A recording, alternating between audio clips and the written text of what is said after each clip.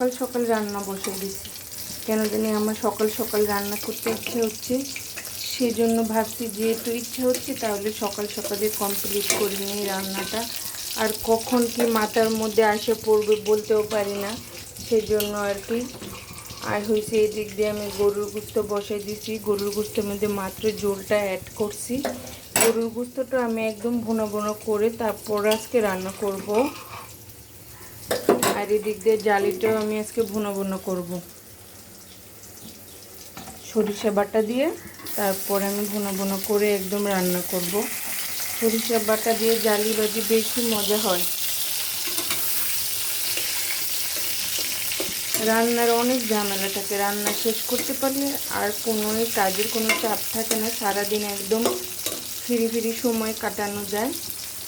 সেজন্য এখন থেকে ভাবছি আমি রান্নাটা সকাল সকালে শেষ করে নেব।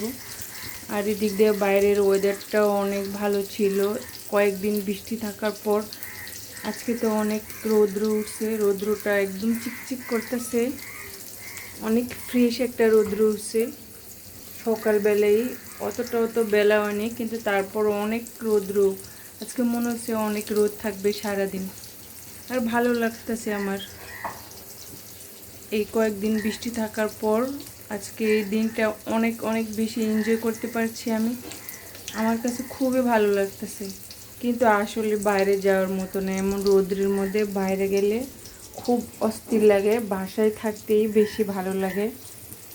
সবই সমস্যা, বৃষ্টি হলেও সমস্যা, আর হয়েছে রৌদ্র হলেও সমস্যা। কোন দিক দিয়ে যাবে